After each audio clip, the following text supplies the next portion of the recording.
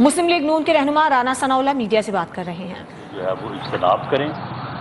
اور اس بات کی وضاحت کریں کہ جو انہوں نے بات کی ہے اس کے وہ کیوں کی ہے اور کیوں نہ ان کے خلاف جو ہے وہ پارٹی ڈسپلن کے مطابق جو ہے وہ کارروائی کی جائے۔ پارٹی کے سیکرٹری جنرل چودھری احسن اقبال صاحب موجود ہیں، تو میں ان سے کہوں گا کہ وہ بھی آپ کو جو ہے وہ آج کے حوالے سے اور پارٹی کی جو اوور آل پالیسی ہے کہ پارلیمانی بورڈ جو ہے وہ پنجاب کا تو میں نے ذکر کر دیا کہ آج سرگودا ڈویژن ہم نے کیا ہے، منڈے کو راولپنڈی ڈویژن کریں گے،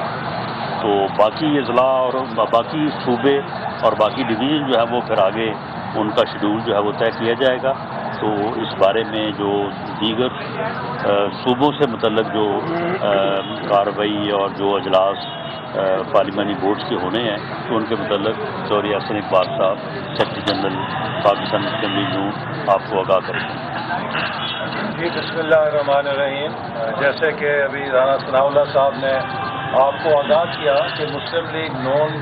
کے مرکزی پارلیمانی بورڈ کا آج پہلا اجلاس ہوا، جس کی صدارت قائد جناب نواز شریف صاحب نے کی۔ اس میں صدر شہباز شریف صاحب اور دیگر اراکین شریک ہوئے۔ آج ہم نے سرگودا ڈویژن، جس کے اندر سرگودا ڈسٹرکٹ شامل ہے، اس میں بھکر ڈسٹرکٹ شامل ہے، میاں والی ڈسٹرکٹ شامل ہے اور خوشاب ڈسٹرکٹ شامل ہے، ان کے تقریباً 100 سے زیادہ امیدواروں کے 7 گھنٹے میں انٹرویوز کیے اور تمام امیدواروں نے اپنا پروفائل، اپنی پارٹی سے وابستگی اور الیکشن کے لیے اہلیت جو ہے وہ بورڈ کے سامنے پیش کی۔ مسلم لیگ نون پہلی جماعت ہے جو انتخابات کی تیاری کے لیے اپنی سنجیدہ کوششیں شروع کر چکی ہے۔ ہم نے سب سے پہلے اپنی منشور کمیٹی کا آغاز کیا۔ اسی طرح مسلم لیگ نون پہلی جماعت ہے جس کے پارلیمانی بورڈ نے امیدواروں کے چناؤ کے لیے اپنا کام شروع کیا ہے، اور ہم انشاءاللہ امید رکھتے ہیں کہ بہترین امیدواروں کا چناؤ کر کے انہیں انتخابات میں ٹکٹ جاری کیے جائیں گے تاکہ 8 فروری کو مسلم لیگ نون بھرپور کامیابی حاصل کرے۔ پاکستان کو اس وقت جو چیلنجز ہیں ان کا حل ایک مضبوط، مستحکم، منتخب حکومت میں ہے، اور مسلم لیگ نون واحد جماعت ہے جس کے پاس ترقی کے لیے اور معیشت کو درست کرنے کے لیے صلاحیت بھی ہے، ٹیم بھی ہے۔ 2013 سے 18 کا 5 سال کا ہمارا عرصہ اس بات کا گواہ ہے کہ ہم نے وہ کام بھی کیے جنہیں لوگ ناممکن کہتے تھے۔ 11,000 میگا واٹ بجلی کے منصوبے 4 سالوں میں لگا کر دکھائے، جبکہ 67 سالوں میں 18,000 میگا واٹ بجلی لگی۔ اسی طرح دہشت گردی جو کہ ناممکن لگتی تھی ختم ہوگی، اس کو ختم کیا، کراچی کے اندر امن قائم کیا۔ سی پیک جیسے منصوبے کے تحت 3 سالوں میں ہم نے $25 ارب کی سرمایہ کاری پاکستان میں لا کے پاکستان کو ٹیک آف پوزیشن پہ کھڑا کیا، جس کو کہ 2008 کر کے کریش کر دیا گیا۔ تو اس لیے ہماری کوشش ہے کہ ہم پھر اپنے ترقی کے سفر کو وہیں سے شروع کریں جہاں سے اسے 2018 میں پاکستانی قوم سے چھینا گیا تھا۔ ہمیں بڑی یہ دیکھ کر خوشی ہوئی کہ مسلم لیگ نون کو جن امیدواروں نے درخواستیں دی ہیں اس میں مختلف طبقوں کے لوگ شامل ہیں، اور خاص طور پہ نوجوان ایپلیکنٹس جو ہیں ان کے اندر بھی جو جوش ہے مسلم لیگ نون کے ساتھ اور اپنی قیادت کے ساتھ وہ بے مثال ہے، جو اس بات کا ثبوت ہے کہ اس وقت قوم کی نگاہیں اور امیدیں مسلم لیگ نون کی قیادت کے ساتھ اور جماعت کے ساتھ وابستہ ہیں۔ منڈے کو 4 تاریخ کو ہم پنڈی ڈویژن کا جائزہ لیں گے، اور ٹیوزڈے کو 5 دسمبر کو ہزارہ اور مالاکنڈ ڈویژن خیبر پختونخوا سے ان کے امیدواروں کے انٹرویوز ہوں گے، اور 6 تاریخ کو بلوچستان کے امیدواروں کے انٹرویوز ہوں گے، اور اس کے بعد ہمارا جو سلسلہ ہے وہ دوبارہ شروع ہوگا، جس میں 8 تاریخ کو بہاولپور 9 को मुल्तान, 11 को साहिवाल डिवीज़न, 12 को फैसलाबाद डिवीज़न, 13 को गुजरांवाला डिवीज़न, 14 को लाहौर डिवीज़न और फिर 15 को लाहौर शहर, 16 को सूबा सिंध, 18 को इस्लामाबाद कैपिटल टेरिटरी और 19 दिसंबर को जो खैबर पख्तूनख्वा के बकाया डिवीज़न हैं उनके इंटरव्यूज़ होंगे। तो ये एक बड़ा मरहलावार प्रोग्राम है जिसमें हमारी कोशिश है कि हम मेरिट के ऊपर उन उम्मीदवारों का चुनाव करें जिनकी पार्टी के साथ वाबस्तगी भी मजबूत हो, जिनके अंदर मुल्क और कौम और आवाम की खिदमत करने की सलाहियत भी बेहतरीन हो और वो इंतखाबी मरहले में कामयाब भी हो सकें। इंशाअल्लाह ताला इस पूरे अमल के बाद पूरी कौम देखेगी कि मुस्लिम लीग नून एक ऐसी टीम के साथ इंतखाबी अमल में उतरेगी जो उसे एक तारीखी कामयाबी इंशाअल्लाह दिलवाएगी।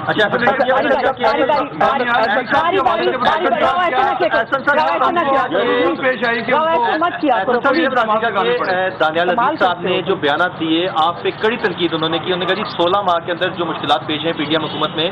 आपका किरदार कलीदी था उस हवाले से। तो ऐसी क्या आपके साथ कोई चपकलिश थी, उनकी नाराजगी थी जिसकी वजह से इतनी ज़्यादा गोलाबारी की आप पर? मैं नहीं जानता, मुझे अफसोस हुआ है। मैंने कल भी कहा है कि मैं उनका एहतराम करता हूँ और जिस तरह का बयान उन्होंने क्यों दिया है इसका तो वही जवाब दे सकते हैं, लेकिन जो इल्ज़ामात उन्होंने मुझ पे लगाए हैं ये तो अगर आप एक हाई स्कूल के तालिब इल्म से भी पूछें कि जिन मौज़ूआत और जिन चीज़ों की जिम्मेदारी उन्होंने मुझे दी है क्या वज़ीर मनसूबा बंदी से उनका ताल्लुक़ है, तो एक हाई स्कूल का बच्चा भी बता देगा कि दूर दूर तक मेरा उन चीज़ों से कोई ताल्लुक़ नहीं है। लगता है कि कोई उनकी अपनी ज़ाती बात है या फिर यह है कि नाम मेरा लेके किसी और को सुनाना चाहते हैं, या ये है कि वो बिलावल भुट्टो की ज़बान क्यों बोल रहे हैं मुझे नहीं समझ आती। लेकिन दुख हुआ है, वो एक पुराने सियासतदान हैं और उनसे तवक्को नहीं थी कि वो इस तरह कि गैर जिम्मेदाराना बयानबाजी करेंगे जिससे कि पार्टी की साख को नुकसान पहुंचाने की कोशिश की गई हो। जी साहब और राणा साहब दोनों से मेरा आपका क्वेश्चन है कि पीपल्स पार्टी की जानिब से काफ़ी दिनों से गोलाबारी हो रही है, बहुत सारे इतराज़ात कर रहे हैं, लेकिन एक बात बार बार रिपीट कर रहे हैं कि मुस्लिम लीग 18वीं तरजीह को ख़त्म करना चाहती है। कल भी उन्होंने ये बात बोली, तो ये क्या उनका सियासी बयान है या इसमें है या अपनी प्लानिंग है? और इसमें ऐड कर लें कि बिलावल साहब का अभी सामने आया है कि यहाँ सब किस बयानिए पे जो है वो पंजाब इलेक्शन लड़ेंगे, वोट को इज्जत होगा, बयानिए तो खत्म हो गया, पंजाब के अवाम उनका टमाटर और अंडों से इस्तेमाल करेंगे।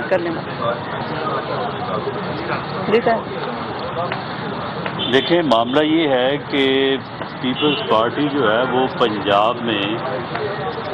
PMLN का मुखालफ वोट जो है उसको अट्रैक्ट करना चाहती है। तो सियासी तौर पे वो हमारे ख़िलाफ़ बात करके ही हमारा मुखालफ वोटर जो है उसको अट्रैक्ट कर सकती है। लेकिन हम ये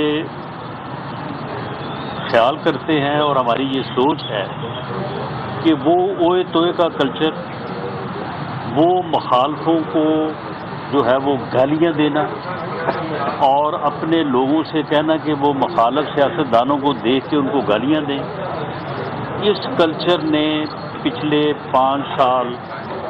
पौने 4 साल जब PTI की हुकूमत रही है तो पाकिस्तान की सियासत को और जमहूरियत को नाकाबिले तलाफी नुकसान पहुँचाया। हम ये समझते हैं और हम तवक्को करते हैं कि पीपल्स पार्टी की क़यादत जो है वो इलेक्शन के हवाला से बात करते हुए उन जमहूरी रवायात को और उन इक़दार को जो है वो पेश नज़र रखेगी। बाकी उन्हें बिल्कुल इलेक्शन पंजाब में लड़ने के लिए अगर वो समझते हैं कि PMLN के साथ उनका मुकाबला है और उन्होंने PMLN के ख़िलाफ़ बात करनी है, PMLN के ऊपर तनकीद करके उन्होंने वोट हासिल करना है, तो उसकी उन्हें आज़ादी है, वो भरपूर तरीके से वो करें और अपना जोर लगाएं पूरा। उन्हें हक हासिल है कि वो पंजाब में कोशिश करें। क्या हो गया आपको? इसमें ज़रा ऐड کر دوں دیکھیے اگلے الیکشن میں مسلم لیگ نون کا بیانیہ مسلم لیگ نون کی ترقی کا ایجنڈا اور کارکردگی ہوئی 2018 میں 2 جماعتیں آزمودہ تھیں اور ایک نسبتاً نئی جماعت تھی، لیکن 2024 میں جب ہم انتخابی عمل میں اتریں گے تو پی ٹی آئی 10 سال خیبر پختونخوا میں لگا چکی ہے، پیپلز پارٹی 15 سال سندھ میں لگا چکی ہے، اور مسلم لیگ نون 2008 سے 18 10 سال پنجاب میں لگا چکی ہے، جبکہ اس کے بعد عثمان گلدار کے 5 سالوں سے ہماری کارکردگی پہ گرہن لگانے کی کوشش کی گئی، لیکن اس کے باوجود ان تینوں جماعتوں کو موقع ملا ہے کہ 3 صوبوں کے اندر منانی کریں۔ مسلم لیگ نون فخر کے ساتھ کہہ سکتی ہے کہ اس نے جو پنجاب کے اندر ترقی کی ہے، اس نے جو لاہور کی شکل نکالی ہے، ویسی شکل وہ پورے پاکستان کے آبادیوں کی نکال سکتی ہے۔ کیا پیپلز پارٹی کہہ سکتی ہے کہ جو شکل اس نے کراچی کی نکالی ہے ویسی وہ پورے پاکستان کی نکالے گی؟ کیا پی ٹی آئی یہ کہہ سکتی ہے کہ جو شکل انہوں نے پشاور شہر کی بنائی ہے ویسی وہ پاکستان کی بنائیں گے؟ پی آر ٹی کا آپ کے سامنے قصہ ہے کہ کیا انہوں نے کیا ہے، اور جو 18ویں ترمیم ہے اس کے بارے میں 2 ٹوک ہم الفاظ میں کہہ چکے ہیں کہ نہ کوئی ایسی تجویز زیر غور ہے، نہ کوئی ایسی تجویز پہ ہم یقین رکھتے ہیں، بلکہ 18ویں ترمیم ادھوری ہے۔ مسلم لیگ نون 18ویں ترمیم کو مکمل کرے گی، اور وہ یوں ادھوری ہے کہ 18ویں ترمیم کا مقصد اقتدار کو مرکز سے ڈیوالو کر کے عوام تک لے جانا تھا۔ اس کے پہلے مرحلے میں مرکز سے صوبوں تک ڈیولوشن ہوئی، لیکن صوبوں سے نیچے وہ ڈیولوشن ابھی ادھوری ہے۔ تو ہم انشاءاللہ تعالیٰ اپنے منشور میں بھی یہ کہہ رہے ہیں کہ ہم پاکستان کے لیے ایک مضبوط بلدیاتی نظام کے ذریعے اس ڈیولوشن کو جس کی صوبوں کے اندر بریکیں لگ گئی تھیں اسے نیچے کی سطح تک لے کے جائیں گے، تاکہ پاکستان میں مضبوط بلدیاتی اداروں کے ذریعے 2 سے 2.5 لاکھ مزید الیکٹڈ آفیسز نکلیں جس میں نوجوان شامل ہوں، داخل ہوں، ان کو جمہوریت کی تربیت ہو، وہاں سے ملک کو نئی قیادت اور نئی نرسری پیدا ہو اس مستقبل کے لیے۔ تو ہمارا جو پروگرام ہے وہ پاکستان میں 18ویں ترمیم کو اس کے منطقی انجام تک پہنچانا ہے تھرو اسٹرانگ لوکل گورنمنٹس۔ اور پی ایم ایل این جو ہے، پی ایم ایل این واضح طور پہ یہ اعلان کرتی ہے کہ 18ویں ترمیم جو ہے اس میں جو کچھ ڈیوالو ہو گیا ہے اسے فردر صوبوں سے ضلع کی سطح پر اور عوامی سطح پہ، لوکل باڈی کی سطح پہ ڈیوالو تو کیا جا سکتا ہے، لیکن کوئی چیز جو ہے وہ رول بیک کرنے والی یا جس طرح کا خوف پیپلز پارٹی پیدا کر کے، ماحول پیدا کر کے وہ الیکشن سلوگن بنانا چاہتی ہے، ایسی کوئی بات نہیں۔ ایسر صاحب آپ نے بالکل صحیح کہا کہ جو آپ پر الزام لگایا دانیال عزیز صاحب نے، آپ بالکل اس کے ذمہ دار۔ اس کو چھوڑے، آپ اس کو پارٹی نے شو کا نوٹس دیا ہے، اس کا جب جواب آئے گا۔ سر میرا سوال لے لیں، سر میرا سوال لے لیں، کیا اس تباہی کے ذمہ دار اسحاق ڈار صاحب ہیں؟ پاکستان آج جس تباہ کن مہنگائی کا سامنا اور اس آئی ایم ایف معاہدے کے اوپر ہے جو عمران نیازی جس پر دستخط کر کے گیا۔ جب یہ آئی ایم ایف کا معاہدہ ہو رہا تھا، آپ قومی اسمبلی کی تقاریر اٹھا کر دیکھیں، ہم نے اپوزیشن میں بیٹھتے ہوئے اس وقت کہا تھا کہ یہ معاہدہ جس کو سرنڈر کر دیا انہوں نے، اگر اس پر جب عمل کرنا پڑے گا تو پاکستان میں بدترین مہنگائی کی لہر آئے گی۔ یہ وہ چیز ہے جو ریکارڈ کے اوپر ہے۔ تو آج پاکستان جس مہنگائی کا سامنا کر رہا ہے اس کی ذمہ داری اس نااہلی کے اوپر ہے کہ جس نے پاکستان کی معیشت کو 4 سال تباہ کیا، جس نے پاکستان کے زر مبادلہ کے ذخائر کو ختم کر دیا، جس نے سی پیک کے منصوبے کو تباہ کر دیا، اور جس نے آئی ایم ایف سے ایسی شرائط پہ معاہدہ کیا کہ جن کا براہ راست اثر ایک عام آدمی کے اوپر پڑا۔ اور اسی لیے ضروری ہے کہ اگر ہم اس مہنگائی کو ختم کرنا چاہتے ہیں تو ہمیں ملک کی معاشی بحالی کے لیے ایک مضبوط، مستحکم اور آزمودہ حکومت کی ضرورت ہے، جیسے ہم نے 2013 سے 18 کے درمیان مہنگائی کو ختم کر دیا تھا۔ اور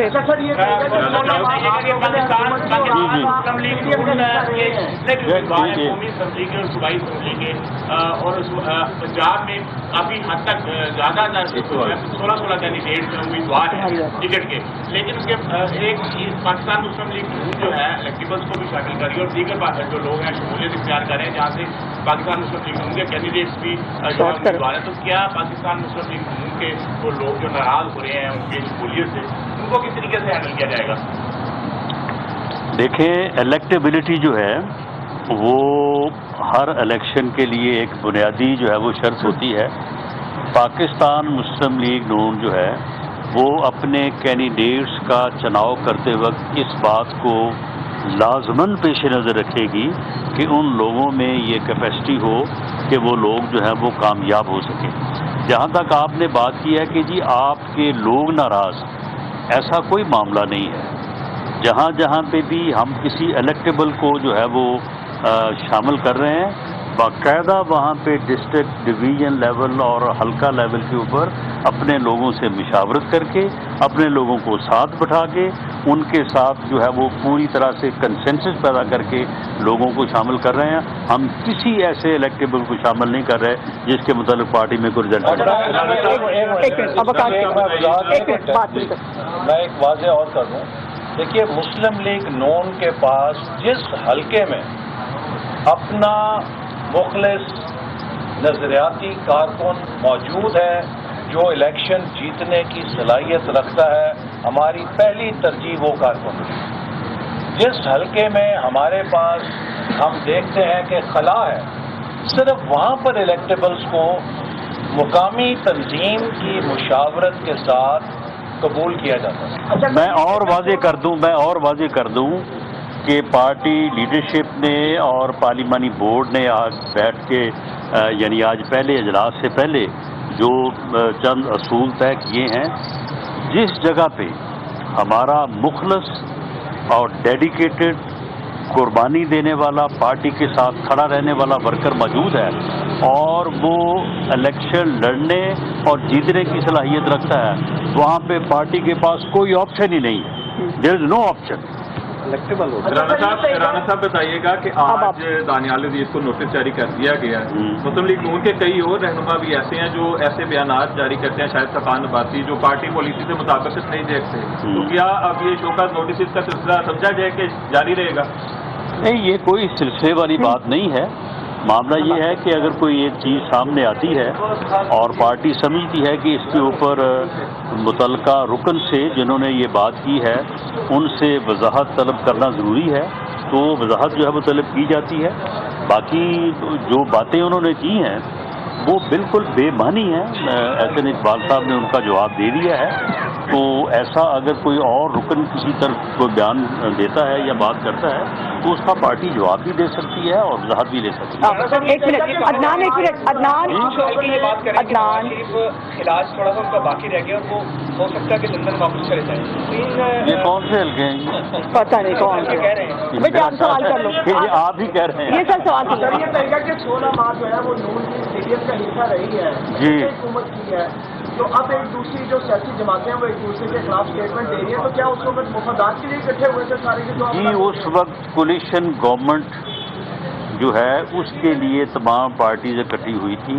پی ڈی ایم کبھی بھی الیکشن اتحاد نہیں تھا اور اس وقت تمام پارٹی جو ہیں اس ملک کو ڈیفالٹ سے بچانے کے لیے اکٹھی ہوئی اور وہ بچایا۔ ایک قومی چیلنج تھا، ایک قومی ایمرجنسی تھی۔ عمران خان پاکستان کو ڈیفالٹ کے دھانے پہ لے گیا تھا اور اس وقت تمام جماعتوں نے اپنی سیاست کو بالائے طاق رکھ کے ملک کے مفاد میں اور ملک کو ڈیفالٹ سے بچانے کے لیے فیصلہ کیا کہ ہم پاکستان کو اس تباہی سے بچانے کے لیے کٹے۔ یہ سوال بتائیے گا کہ 3 دفعہ راشد صاحب وزیر اعظم رہے ہیں،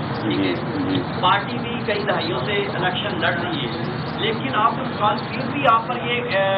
الزام لگا رہے ہیں کہ کیسی پارٹی کی جس کے پاس ابھی تک منشور بنانے کا بن نہیں سکا. یہ آپ نے کیا بات کی؟ کمیٹیاں میں ہر الیکشن سے پہلے ہر الیکشن سے پہلے یہ ایکسرسائز میرا خیال ہے ٹھیک ہو گیا. ہر الیکشن سے پہلے یہ ایکسرسائز ہوتی ہے. 7 گھنٹے اجلاس کی کوئی کنکلوژن بتا دیں کن امیدواروں کے نام فائنل کیے گئے. جی وہ 1-2 روز میں جو ہے وہ جاری کر دیے جائیں گے اور اسی طرح سے یہ سلسلہ جو ہے چلتا رہے گا. بہت شکریہ.